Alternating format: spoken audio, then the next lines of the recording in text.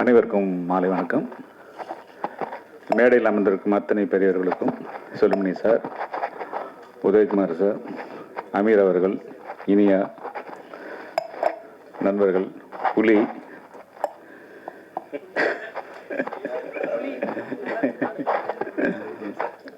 டக்குன்னு மேடையில் வந்து உட்காந்துருக்கப்ப நமக்கு தெரிஞ்சவங்க பேரே டக்குன்னு போயிடும், மறந்து போயிடும். அது ஒரு பெரிய சுபாஷ் அவர்கள், அசோக் மேத்தா அவர்கள் மற்றும் அத்தனை பேருக்கும்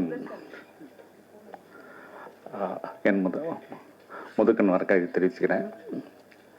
இந்த விழாவுக்கு வந்ததுக்கு மிக முக்கியமான காரணம், இன்றைக்கு தலைவராக தேர்ந்தெடுக்கப்பட்டிருக்க கோபி வந்து எனக்கு வந்து அசிஸ்டன்ட் எடிட்டராக இருக்கும்போது எனக்கு பழக்கம். என்னோட தீபாவளி படத்தில் ஒரு அசிஸ்டண்டாக ஒர்க் பண்ணார். அப்போ இன்ஸ்டியூட்டில் படிச்சுட்டு இருக்காரு. அவர் படிச்சுக்கிட்டு பார்ட் டைமாக வந்து அந்த படத்தில் ஒர்க் பண்ணிகிட்டு இருப்பார். அவருக்கு வந்து அந்த போகாதே சாங் ரொம்ப பிடிச்சி போயிடுச்சு. அது விட்டனா பாருன்னு சொல்லி அந்த பாட்டு இன்றைக்கும் வந்துச்சுன்னா எனக்கு கோபியோட ஞாபகம் தான் வரும்.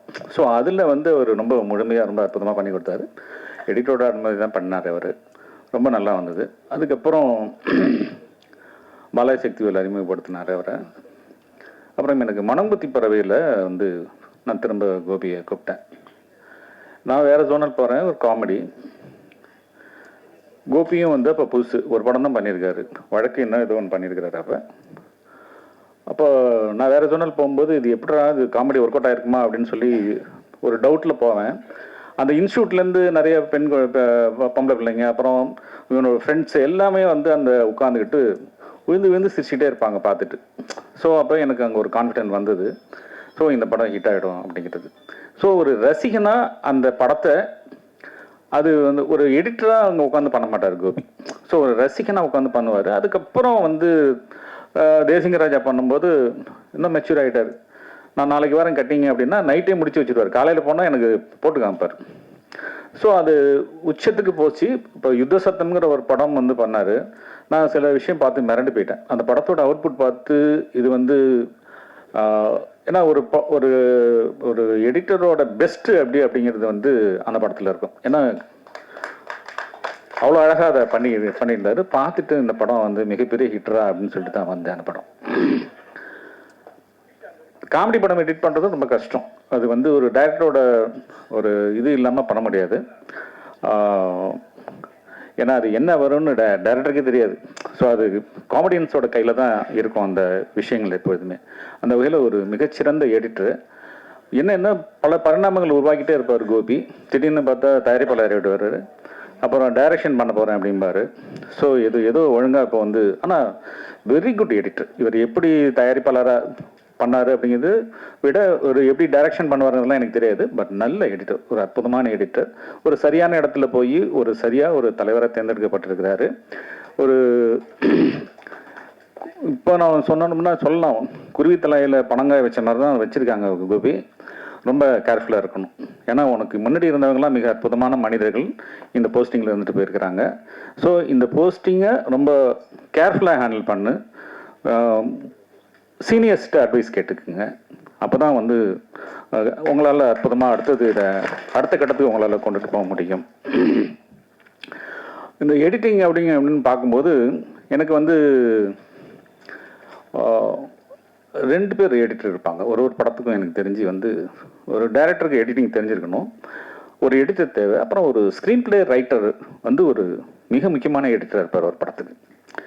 ஏன்னா அவர் ப்ராப்பராக இருந்தாருன்னா எடிட்டரோட வேலை ஒரு 90% கம்மியாகி போயிடும். ஸ்க்ரீன் பிளே ரைட்டர் ரொம்ப தெளிவாக இருக்கணும். ஸோ அப்போ தான் அந்த எடிட்டரோட ஒர்க் வந்து ரொம்ப ப்ராப்பராக இருக்கும். நானே வந்து நிறைய படம் பண்ணியிருந்தா கூட ஒரு 3 படங்கள் வந்து அந்த ஸ்க்ரீன் பிளே ரைட்டரால் வந்து எந்த விதமான ஒரு டச்சும், எடிட்டரோட டச்சும் பெருசாக வைக்க முடியாமல் அளவுக்கு வெற்றி அடைஞ்சதுன்னா என்னுடைய துல்லாத மனமும் துள்ளும், மனங்குத்தி பறவை, வேலை நின்று வெள்ளைக்காரன். மிச்ச படங்கள் எல்லாமே வந்து எடிட்டரோட கான்ட்ரிபியூஷன் இருக்கும். பட் இருந்தாலுமே வந்து நிறைய குழப்பங்கள் இருக்கும். ஸோ நிறைய விஷயங்கள் பார்த்து பண்ண வேண்டியிருக்கும்.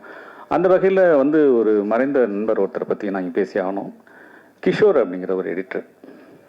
எனக்கு வெள்ளைக்காரர் துறை அப்படிங்கிற அந்த படம் பண்ணி கொடுத்தார் அவர்.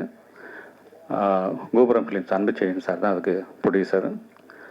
எல்லாம் ரெடி பண்ணிவிட்டு எனக்கு வந்து நான் படம் போட்டு பார்க்குறேன். ஃபர்ஸ்ட் ஹாஃப் ரொம்ப நல்லா இருக்குது, செகண்ட் ஹாஃப் குப்பையாக இருக்குது. பட் வழக்கம் போல் என்னோடய ரைட்டர்ஸ் எல்லாமே சூப்பராக இருக்குது அப்படின்றாங்க. எடிட்டர் மாத்திரம் கொஞ்சம் கன்ஃபியூஷனில் இருக்கிறாரு. அப்புறம் வெளியில் வந்து கொஞ்சம் கோபத்தில் நிறைய திட்டுவேன் நான், ரைட்டர்ஸ் எல்லாம் திட்டிட்டு இது விளங்காத அந்த படம். ஏன்னா என் படம் தப்பாக இருக்குங்கிறத வந்து மொத கை தூக்கி சொல்கிறது நானாக தான் இருப்பேன். எந்த படம் பண்ணாலும் இது விளங்காது, இது ஓடாதுடா. ஏன்னா 4 பேர் தேட்டரில் பார்த்து திட்டும்போது அதை விட நம்மளே திட்டிடலாம் ஃபஸ்ட்டு. பட் ஆனால் இந்த படம் நல்லா இல்லை அப்படிங்கிறது இறைவன் நம்ம கண்ணுக்கு காட்ட மாட்டான். சில நேரத்தில் சூப்பராக இருக்குன்னு அவங்க சொல்லும்போது நம்ம காதில் ஓகேன்னு மண்டே ஆட்டிட்டு போயிடுவோம். அது இருக்கக்கூடாது. நம்ம படத்துக்கு நம்ம தான் முதல் கிரிட்டிக்காக இருக்கணும். அது எந்த விதமான பாரபட்சமும் இல்லாமல் கேவலமாக இருக்குது, குப்பையாக இருக்குன்னு சொல்லணும்னா சொல்லிட்டு போயிடணும். அந்த மாதிரி குப்பையாக இருக்குது செகண்ட் ஹாஃப் அப்படின்னு சொல்லிட்டு போயினேன். கிஷோர் ரொம்ப அப்செட் ஆகிட்டார். எனக்கு ஒன்றும் புரியல. அப்புறம் கிஷோர் கூப்பிட்டு சொன்னார், சார் என்ன உங்களுக்கு ப்ராப்ளம்னா, இதெல்லாம் ப்ராப்ளம், சரி பண்ணுங்கள், ரெடி பண்ணுங்கள், என்ன பண்ணலாம் அப்படின்னு சொல்லிட்டு ரெடி பண்ணிட்டு போனேன். என்ன பண்ணிடுறீங்க அப்படின்னு சொல்லி கேட்டார். இப்போ வழக்கம் போல் வந்து ஒரு ப்ளே பண்ணியிருப்போம், ஒரு டென்ஷனில் படம் சரியில்லை அப்படின்னா என்ன பண்ணுவோம் அப்படின்னா டபால் டிபின் மாற்றி ஒரு ஆக்ஷனை போட்டு அதை போட்டு நமக்கு எளிமையாக வரக்கூடியது ஆக்ஷன் அது இது அந்த இதை போட்டு பண்ணி ஒரு செகண்ட் ஹாஃபை முடிச்சு இப்படி வந்தால் இது போதும், இந்த போதுமானது இருந்தால் போதும், இந்த செகண்ட் ஹாஃப் தப்பிச்சிடும், இப்படி பண்ணிடலாம் கிஷோர் அப்படின்னா 2 நிமிஷம் யோசிச்சார். ஒரு தனியாக என்னை கூட்டிகிட்டு வந்தார். சார் நீங்கள் வாங்க, இது 3வது படம் காமெடியில் பண்ணுறது நான். சார் நீங்கள் பண்ணியிருக்க படங்கள் எல்லாமே நான் பார்த்தேன், எதை நோக்கி போகும், என்ன ஆகும், எப்படி முடியும் அப்படின்னு தெரியாது. ரொம்ப அழகாக ஒரு காமெடியை ரொம்ப எளிமையாக சொல்லிடுறீங்க. இப்போ திடீர்னு இதுக்கு வில்லன் வர்றான், நம்பியார் வர்ற மாதிரி கத்தி சண்டை இதெல்லாம் போட்டு ஒரு செகண்ட் ஹாஃப் பண்ணியிருக்கீங்க. நீங்கள் பதஷ்டம் ஆகிட்டீங்க சார். நீங்கள் அமைதியாக இருங்க, கூலாக இருங்க, உங்களுக்கு என்ன தேவைங்கிறத உட்காந்து யோசிங்க, உங்களால் இந்த படத்தை மிகச்சிறப்பாக செகண்ட் ஹாஃப் பண்ண முடியும் அப்படின்னு. அந்த வார்த்தை எனக்கு ரொம்ப பிடிச்சிருந்தது. ஒரு 2 நாள் கழித்து திரும்ப எடிட்டிங் ரூம் போனேன். வாங்க, அவர் தான் கூப்பிட்டுருந்தார், கிஷோர் கூப்பிட்டுருந்தார். கூப்பிட்டுட்டு சார் இப்போ உங்களுக்கு இந்த படம் பிடிக்கலன்ட்டீங்க சார், எது பிடிக்கலன்னு சொல்லுங்கள் சார் அப்படின்னு சொன்னார். நான் பிடிக்காத விஷயங்களெல்லாம் சொன்னேன், தூக்கி வெளியில் வச்சிட்டார். இப்போ 2:10 இருந்த படம் 1 மணி நேரத்துக்கு வந்துடுச்சு படம். இன்னும் 1 மணி நேரம் நான் ஷூட் பண்ணணும். இப்போ உங்களுக்கு பிடிக்கலையா சார், இப்போ பண்ணுங்க சார் அப்படின்னாரு. ஸோ அதுக்கப்புறம் பண்ணேன். அது நான் கொஞ்சம் எக்ஸ்பெக்டேஷன் ஜாஸ்தி ஆச்சு. அந்த தயாரிப்பில் நல்ல விஷயமா எனக்கு உதவி செஞ்சார். அந்த படம் மிகப்பெரிய வெற்றி. ஸோ அந்த வகையில் இந்த கிஷோர் அப்படிங்கிறது வந்து என்னால் மறக்க முடியாத ஒரு எடிட்டர். இன்னைக்கு அவர் இல்லை. நிறைய விஷயங்கள் நமக்கு வந்து ஒருத்தரும் ஒரு வாழ்வியலில் நமக்கு ஒருத்தரும் ஒரு விஷயத்தை நமக்கு சொல்லி கொடுத்துட்டே போயிட்டே இருப்பாங்க. ஸோ அந்த வகையில் எனக்கு அது ரொம்ப எனக்கு ஒரு பெரிய ஒரு எடிட்டிங் சைடு வந்து ஒரு பெரிய ஒரு ஐ ஓப்பன் ஆன மாதிரி இருந்தது எனக்கு. அதுக்கப்புறம் எனக்கு எந்த பிரச்சனை வந்தாலும் நான் வந்து இப்போ கொஞ்சம் ஒரு 25% கற்றுக்கிட்டு இப்போ ஓரளவுக்கு எனக்கு வந்து ஒரு கான்ஃபிடென்ட்டாக எடிட்டிங் பண்ண முடியும். இந்த படத்துலையும் பிரச்சனை வந்தது, இப்போ திரும்ப அதை ரெடி பண்ணி இப்போ திரும்ப கரெக்ட் பண்ணி வச்சுருக்கிறேன். ஸோ வெற்றிமாறன்லாம் சொல்கிற மாதிரி ஸோ எடிட்டிங் அப்படிங்கிறது வந்து ஒரு எடிட்டரோட கையில் தான் நம்ம வந்து கடைசியாக போய் நிற்கிறோம். ஸோ அவங்க வந்து நமக்கு வந்து எந்த அளவுக்கு கான்ட்ரிபியூட் பண்ணுறாங்களோ அந்த அளவுக்கு அந்த படம் வெற்றி அடையும் அப்படிங்கிறதுல எந்த விதமான டவுட்டும் கிடையாது. வாழ்த்துக்கள். வெற்றி பாட்ட விளையாட்டு வாழ்த்துக்கள். நன்றி.